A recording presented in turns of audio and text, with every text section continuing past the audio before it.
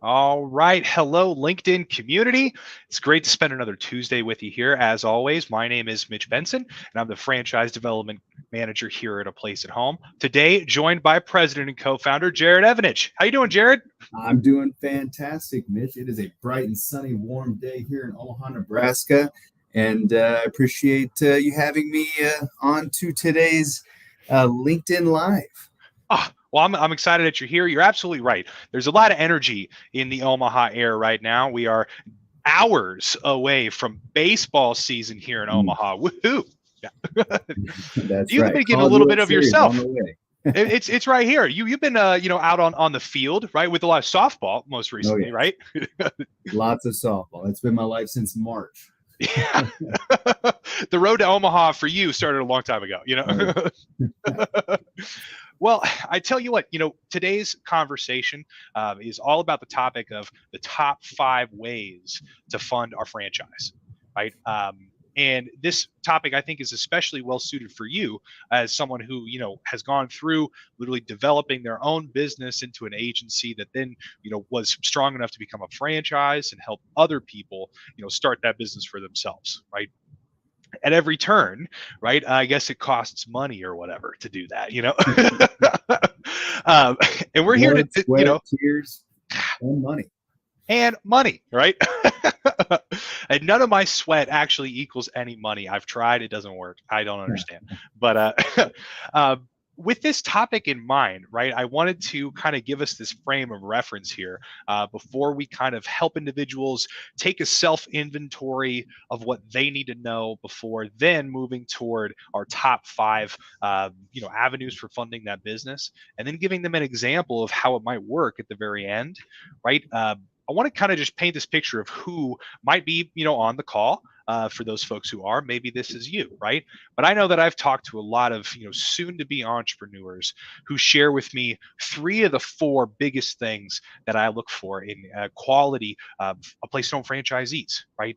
And that's first and foremost, the passion for our industry. Right? There's somebody sitting there saying, "Gosh, I've been a personal caregiver for my own loved ones. I know exactly what this industry means to the people who get it.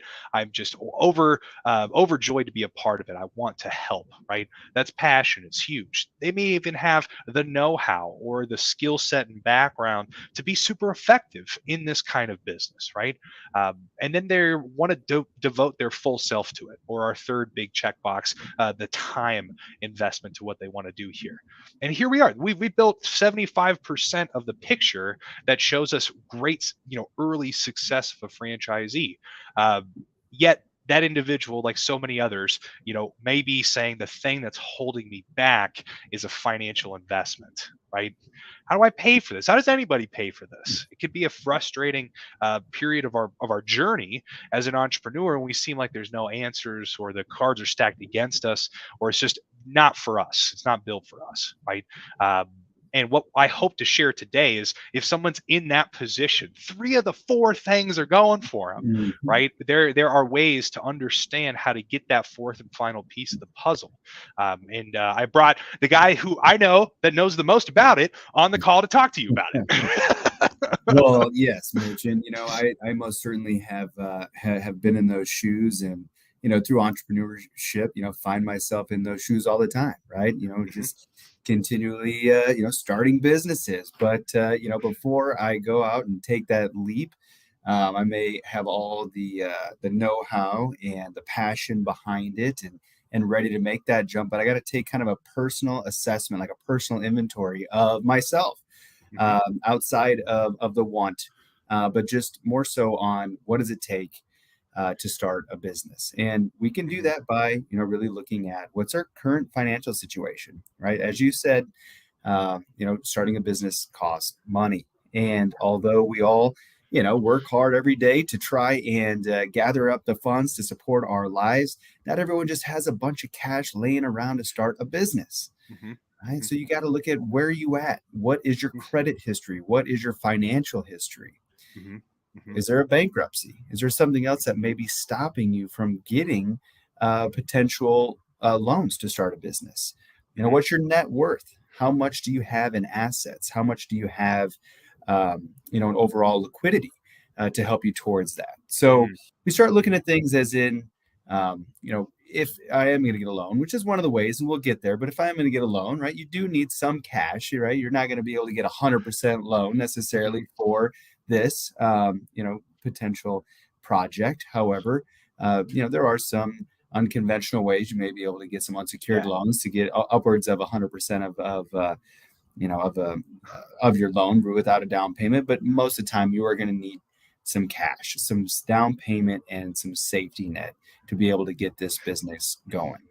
Right. Mhm. But Mitch, what do those things cover? Like, right, when you're getting the loan, what are those initial considerations that you need? Mhm. What is that money going towards? Yeah. Mhm.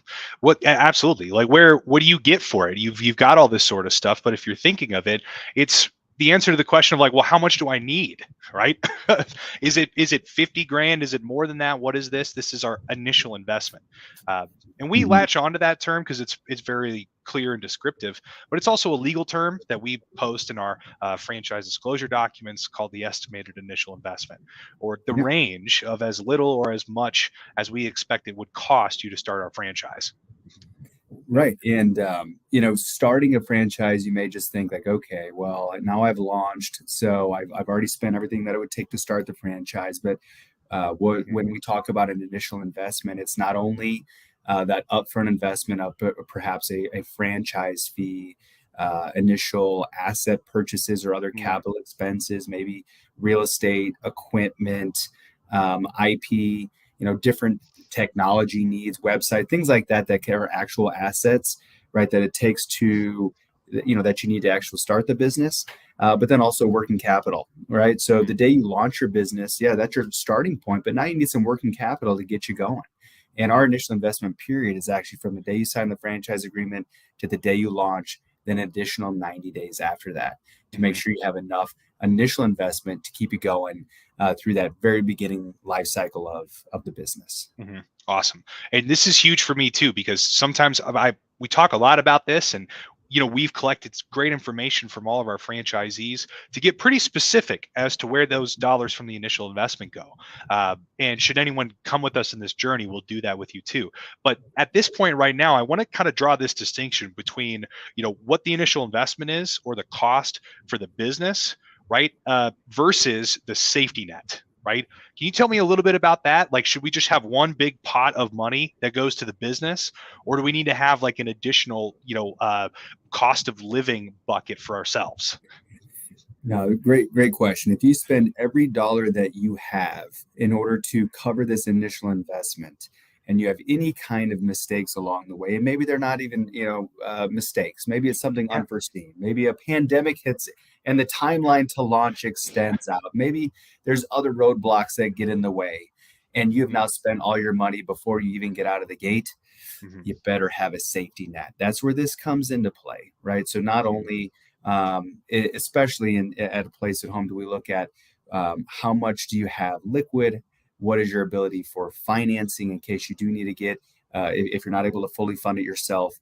Maybe the financing is your safety net. Maybe your financing is to cover your initial investment and then some, but you still don't take enough out. You need that safety net. So we want people to make sure that they have enough safety net to cover their everyday living expenses, right, for a Mhm. good 6 to 8 months from the time that they sign moving forward, right, Mhm. to ensure that they have enough to keep their lights on, roof over their head, food on the table for their family.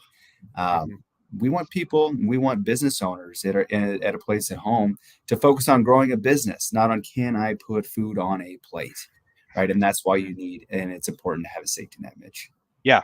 Oh my gosh, that's so impactful for me to hear that, because it really is, in this kind of event that we're discussing, as we do this self-assessment of where we are financially, we can really see where we're currently at, what our current picture looks like, right? If we're in this position where we don't yet have a safety net, there's a strong chance that our day-to-day or month-to-month life is going pretty well. Right, our income is pretty closely, related to what it costs to run our lives, right? And that's working out pretty good. Uh, But what we ask for in entrepreneurship and franchise ownership, and specifically at a place at home, is to take that time that you're spending making those ends meet and put it into this business that can help your community, your market, employ hundreds of people by the end of it all. And your spotlight of energy needs to go over there, right? But if we haven't yet prepared for that moment where the safety net can be put in place, the business of you keeps going and your bills get paid so that you can move your energy into this new business, then we just a few steps, earlier in our journey, right? And that's where I spend a lot of time with some folks. I think you also get, of course, way more information out of financial advisors and banking officials and everybody to give you the nuts and bolts of how this is going to work. But what we get to do is help folks get their minds right about what that looks like, right? And this work is really helpful because now you have at least a fairly good sketched out current financial status kind of sketched out for yourself, right? And what we get to do now is match that with the vision of your business, right? And you were telling me a little bit earlier today, like those are two moving parts, right? Both of them can change depending on who you are and what you want, right? So what if we find out our current financial position doesn't quite meet the multi-million-dollar hotel experience that we want, right? Well, what can we do there? How do shifting those two pieces help us get to business ownership? Yeah, that's a great point. And I think if your grand vision and your goal was to start hotels, you may want to start, and you don't have the financial position to get there, maybe start a little bit smaller, maybe Yeah, invest in a home, boom, boom, right? boom. Before you get it to the hotel. But as we'll talk through some of the franchise and overall business financing options, there may be other ways, right? Maybe seek out investors, somebody that does have deeper pockets that can help you to complete that vision. But ultimately, if you've crossed off some of those things on the list and you do not have the ability through financing or more traditional ways of being able to fund your investment, then you maybe need to scale it down a little bit and find out what the root of your vision is. As we were talking earlier, Mitch, somebody, and we've had this conversation on the phone, they say, you know what, I want to own an assisted living. I've even had people say, I want to own an entire senior community with multiple buildings and doctor's offices and all these things. I'm like, that is awesome and Yeah. fantastic. And that could be your end goal, but let's start here, right? Let's start with what is possible now. And perhaps your goal is to help people, and you can help a whole lot of people on something with a much lower investment, like a place at home, where you may be in it for 150,000 versus, 1.5 billion on the senior, living community of the future that you may someday own. So take a good look at yourself, what your ultimate vision is, and then kind of right size that towards, what are those financial options that you have. Yeah. Oh man, it's so much of this has given our candidate on the other side of the screen and a way to inventory where you're at, kind of tap into where you want to go, right? And maybe match those a little bit, but there's still some connecting tissue here in the middle, right? Of what all that looks like. And you can get pretty real with yourself on what happens, because then things get exciting and you're starting to walk into, opportunities to really take a bet on yourself, to get other people to agree to that and take the bet as well and start this business, right? But I think that connecting tissue is really kind of the second, big piece of the conversation today. And of course, the title of our conversation, the top 5 ways to fund your franchise, right? So let's talk a little bit about that, right? Because I hear a lot of conversations that if you ever walk into a round table with franchise funders or things like that, this one I want to ask you about usually comes up, right? So Jerod, can you tell me a little bit about retirement funds and how that can be used? What does that look like in the terms of franchise funding? Yeah, so there is a program called the ROBS, ROBS, rollovers for business startups, to where you can either, you ultimately are using your 401k, maybe even a 203B or IRA, transitioning them into a 401k and then borrowing against your 401k to start your business. And when that happens, your 401k becomes a bright, new, shiny owner of a business that you are paying back, right, through installments until you now have refunded your 401k and kind of released your obligations from that rollover program to now be out from underneath that loan from yourself. So you're investing in your future self. I think you said that the best is, Yeah. you put this in, the money that you save over time into how you're going to live into your retirement. But you say, you know what, that money is just sitting there. I can multiply that. How can I do that? Well, I can tap into that and start a business. And it's really great. Tons of upside, right? It's your money, right? No down payment. There are some fees that are attached to it, right? Just like any other banking fees, that you're going to encounter, whether you're starting a bank account or, whether you are going for, other types of loans. There most certainly are some fees to get things set up, but most certainly some upside. So that is definitely one way you can use your retirement account. We've also had owners that just took the penalty, Mitch, that said, There it what, is. I'm just going to withdraw from my 401k, take the penalty because I'll take that penalty any day because of the exponential ability for me to increase that money through business ownership is going to far outweigh, right, what the penalty was. I wish we could have heard the gasp that everybody likely had, on the other side of the screen saying, "What, are you kidding me?" Because that's what I had when I learned of our franchise owners who, were willing to take that bet and, experience that risk. And it didn't even seem to me to be an option.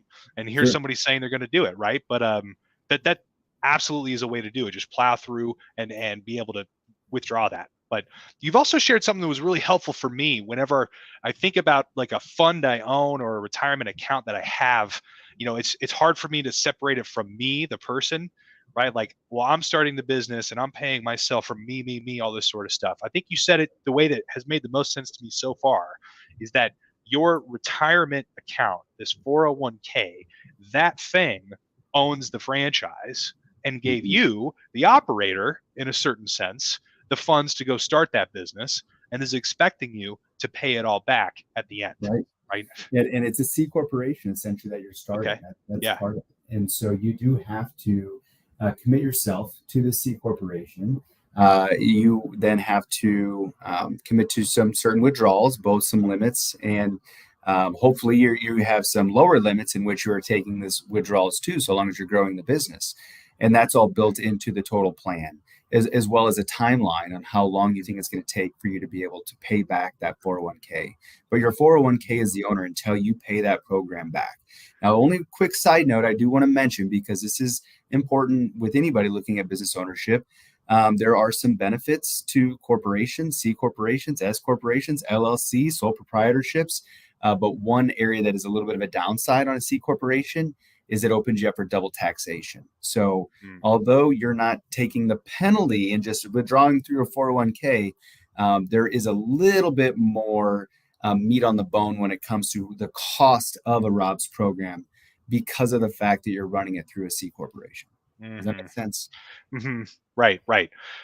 And I think too, as you become pretty familiar with this pathway, if this is how you want to take that franchise funding route, those are huge things to consider, right? Does that make more sense for you? Is this going to pay off for you in the end? But ultimately, there's a lot of upside. There's downsides to consider. The structures themselves are fairly complex, but it could very well be and has for several franchisees a strong way to start that franchise, right? Absolutely. I think sometimes when I hear about this, I get excited, and then I start to realize that there's some things maybe I don't totally understand, and I sound like somebody from the past maybe in my head and says, what if I just walked into a bank, right, and just said, guys, I'm a trustworthy individual, I have a business plan, I'd like you to give me $150,000 for this year franchise, right? Which to me sounds like our second way to fund this franchise, which is traditional or a commercial bank loan. Right? Yeah. Is it that easy? If I'm just, firm handshake with a business plan, I can get some money for it?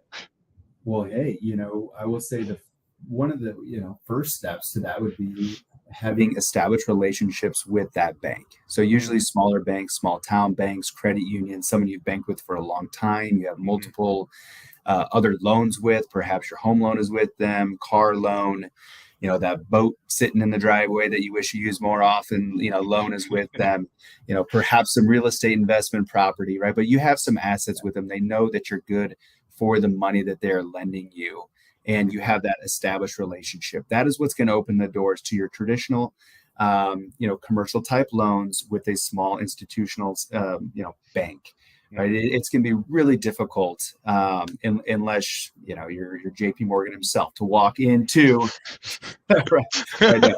But in all reality, right, it's going to be really difficult to go to a huge national bank like a Wells Fargo, Bank of America, Bank of the West, whatever it's called anymore, and just say, hey, I want a loan for a business. They're going to say that is great. That is great. However, we're going to direct you to the SBA department, right? Because that's going to help to kind of mitigate that loan. So yes, it is an option. We have owners who have walked into their local bank that they have great relationships. They've been with them for 40, 30, plus years. Yeah. They said, yes, we know you, we trust you, you have other assets with us, and we'd be willing to offer you a commercial loan. Right? But for most people, that kind of takes us into that next avenue. Unless before I go into that next avenue, is there anything else you wanted to say about more of a traditional bank loan, Mitch? Well, I think what we've introduced so far, different from Rob's program, which is money that you've already had, you've been investing in the market, it's yours to take. Therefore, there's no continued cost of doing business that we're going to see in the second big thing, the commercial bank loan. At this time, as a recent homeowner, I'm realizing that, I have to convince a bank that they're going to get their money back on this, right? And a lot of us do this through credit scores and credit history. One of the big things that we talked about in your self-assessment, the inventory, understanding your own credit history is a big piece of that, right? But the reason you do that is to, essentially try your best to mitigate risk on the bank's part and prove to them and assure them that, having made this investment in you, they will get that investment back, right? That's new. That's different between the first and the second options here. And that is such a, kind of a nuanced pitch, right, to especially larger banks, that smaller, credit unions or smaller institutions who might have a closer relationship with you can kind of make up for that in ways that larger institutions cannot, right? Yet the larger institutions weren't totally, turned off by this, and we're looking maybe for other ways to mitigate their risk, right? They know this is something they want to be behind, but they're not willing to go into it fully. What else can they do here, right? And to me, when we understand that element of there's a pitch here, you're trying to get someone to believe in you, that's where our third biggest option comes in, is the Small Business Administration, or the SBA, right? And from what their standpoint is that they're that person hedging the bet and minimizing the risk and helping a larger bank take on a loan for a first-time business owner in many cases, right? In instances that larger bank might not ever have done, right? Am I thinking about that right? Kind of they're that person mitigating that risk for the larger bank? That's correct. Yep. Most certainly. Yeah. They are the ones who have built up the credit, their credit with that small bank, that has given them the palate to take on a certain amount of risk for you. And usually, they're going to have their own internal team who's going to make those decisions. But again, if it's kind of banking relationship that you've already built and established, more than likely you know them by a first name basis, right? It's that kind of loan. Yeah, absolutely, totally. So when we hear about that sort of thing, I think a lot of people coming to this call can almost interchangeably say business loan with an SBA loan, right? Sure. That's just how it is. I get an SBA loan to start a small business.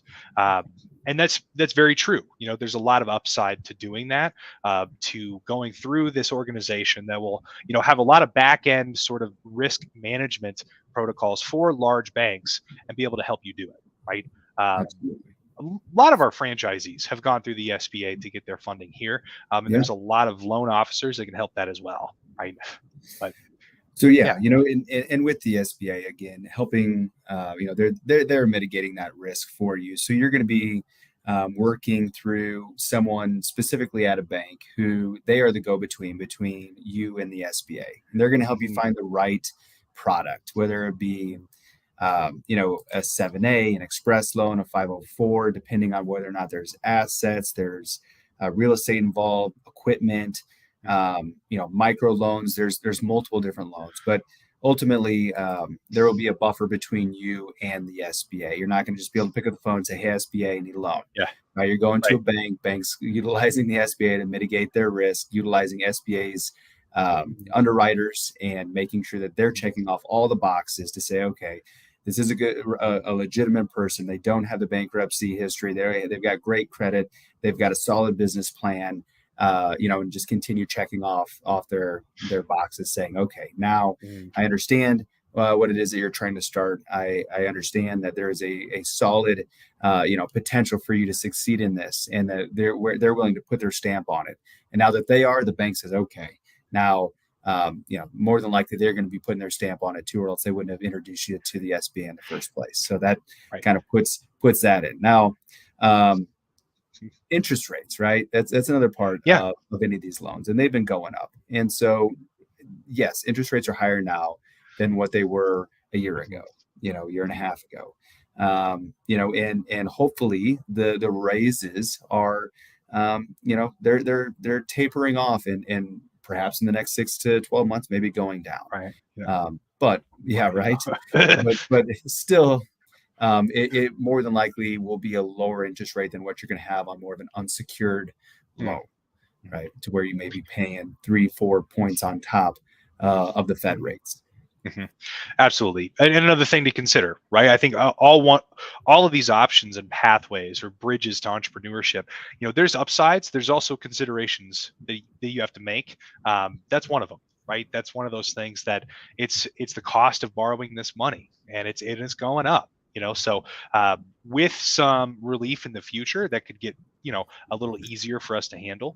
But what we've discussed here so far is just a lot of options to use some kind of not heavy duty, but larger scale financial systems to your advantage to get into entrepreneurship, right? And some of those involve kind of paying other people to borrow their money, right? Well, if I don't want to pay other people to borrow their money, right? Our fourth way to fund this option is through your personal assets, right? Have it yourself, right? And I put this up here because I've talked to folks who, their eyes roll a little bit when they say, look, the whole reason I'm thinking about this is because I do not yet have the personal assets. And I agree with that. But the operative word here is yet, right? Everybody is growing. Well, our whole lives are developing in lots of ways. And several folks find themselves, meticulously saving their finances to create this cash available for investment. And if you had that kind of diligence to do it for yourself and the options to be able to make this happen, and could stand a long enough timeline, right, where you were putting that together, then our fourth path to funding through your personal assets becomes a reality. Right. But it's not just a pile of money. You can put your own pile of money into a bigger pile sometimes in your home equity. Right. Mm-hmm. Jerod, can you use kind of some leverage against your home equity to maybe fund a franchise? Yeah. HELOC, home equity line of credits are, no new lending type tool. But most certainly it's going to be on a set term, whether it be 1, 3, 5 years are a little bit more common, perhaps up to 10 to 20, depending on how much time you're willing to tack on to your current loan ultimately, because most people don't own their homes outright. But ultimately, yes, say you bought your home 3 years ago and it's appreciated in value, $150,000 to begin with. You already had $100,000 down, and you've been paying your mortgage for the last 3 years and chipping away at not only that interest, but a little bit of principal too. And so you've got a solid, it's at 150, 200, almost $1,000 in which you have equity in that home. Now you can borrow, and again, you're going more to your traditional banks and saying, hey, I want to utilize the assets that I have to leverage the risk, and loan me money. Right. And so a home equity line of credit most certainly can. Or, you can just dust off those gold bars. I know you've been stacking in the closet, Mitch. Absolutely. Right. Those in. Right over here, and, you want to hand me a couple of those, I'll leverage your risk for you. It sounds perfect, right? Which is an example of maybe using our fifth pathway to funding, just leveraging your people network or those around you, right? Who may want to go into this business as well, right? And very, very realistically, like all of these options are very, they're big and they could help you, but asking folks close to you to invest in you and come along with you in this journey is a huge option, right? I'm talking about business partners, friends and family, investors, any sort of individual in your network who may want to, again, take this kind of bet on you and come along the journey, right? When thinking about that, right? When maybe thinking about asking an individual in your network or close to you to join in this business, what are a few things that we have to keep in mind before maybe even making that ask? Yeah, Mitch, and you were bringing something up that honestly I think we most certainly need to have our own LinkedIn Live on. Just Yeah, the pluses and there we go. minuses of Hmm. investors, right? Personal Hmm. investors, whether it be business partners, families, friends, Aunt Mary, whoever it is, Hmm. that says, you know what, I believe in you, I have faith in you, I want to be along for this ride, right? Because Yes. them being along for this ride may have more strings attached than what is on the surface. Maybe it's just Yeah. a loan, a personal loan that you've Hmm. established a term, maybe some interest, and you're paying it back over time. Very simple, right? That's pretty cut and dry. So long as you have some form of agreement between the two of you, and where once this loan is paid off, the ties to my business are done, right? Right. However, maybe it comes with equity, right? Mm. Someone's giving you a cash infusion, but they also get a percentage of your business. Now, although it's really easy to take their money up on the upfront, it's not always easy to get that equity back, Mm. right? So therein lies so many things. Again, we could have another conversation on, like Yeah. operating agreements, member agreements, and in those decision-making rights, what type of equity? Is it an equity that ultimately you can purchase back, right? Do you have call rights? Do you have put rights on that equity? And again, don't want to get too into the weeds here, but it can be a very, very, positive way to be able to fund your business. Mhm. Your mother has faith in you. She's got $50,000 laying around that she knows that if she gives it to you, you are going to make that 50,000, throw another zero on it, 500,000, and you're going to do right by your mom because she's your mom, right? Now that is a great scenario, and who wouldn't take but in all reality, most relationships aren't that trustworthy into where I'm just going to hand you money and then it's just, Mhm. I know you're going to do right by me someday. So it's Mhm. very important to have, some contractual Mhm. obligation between the two whenever there's an exchange of money. And Mhm. if you are bringing on a partner into the business, if it means equity partnership, that you have some reasonable ways to either Mhm. say you're going to be a part of this business, you're going to be silent in this business, and how do we need to establish an operating agreement um, to make sure Mhm. that everyone's on the same page up front, right? Mhm. Because people most certainly can get rubbed the wrong Mhm. way if they don't ever have a chance to get their business back if they're doing all the Mhm. work, right? We've Mhm. seen it before. Yeah. Yeah, I think your example here gives us the clearest kind of approach to what it really means to kind of bet on someone and invest in them, right? Whether it be someone in your network who you're asking to do this with you, whether it be your own self or your home or your spouse, or you're asking them to invest in an asset that you currently manage together, right? Or banking institutions asking them to take this kind of bet on you, right? Or really even asking yourself in your future retirement, right? What kind of bet you're willing to make now to improve your life in the future and the lives of your family, right? There's a lot here, and there's a lot of upsides. There's a lot of considerations to make that all can begin when individuals kind of take that initial inventory of themselves, right? See where they're at now, marry that with the vision of their business and what they want to see themselves do, and start to investigate those bridges or those pathways to funding. Because the end, the final chapter of this is really just the beginning. It's owning your own business. And that's just it. That it's worth it. It's not easy, but it's worthy. And it's something that, we help folks understand all the time. Right. And I know we've got a couple other points here, but you're absolutely teeing us up for part two of the conversation to Yeah. dive a little deeper in these here. Right. So we will. So, folks, as we sign off here, 5 minutes over our typical time, right? I want to just invite everybody for that future conversation where we talk about not only business partners and how that can work in your business, but maybe taking a deeper look at some of these pathways to funding. That's in the future, but in the immediate next week, right, we're going to see a little bit more about how to start this business, right? Let's say the funding is all in place there, right? How do you get to a point where, starting a home care agency makes sense? And I talked to one guy who already did that today. I'm going to talk to another guy who did that next week. Tune in with me and Dustin DeStefano. It just so happens they started the same business. We're going to get all sorts of perspectives on what it could be to take you from where you're at now, thinking, man, the one thing holding me back is funding. Let's solve that today, and then let's give you more ideas of how to put it into action and serve your community by starting a home care agency. All that next week in the heat of baseball season. Let's get it. We can't wait till next week. Feel free, right? We've got comments right here. Shows you how you can get in touch with us. You're going to be talking to the one and only Mitch Benson all about what your current financial situation looks like and your potential pathway to business ownership. Let's get it. All right, thank you, LinkedIn audience. And thank you, Jerod. Thanks for spending time with me. All right. You got it. All right. See you guys.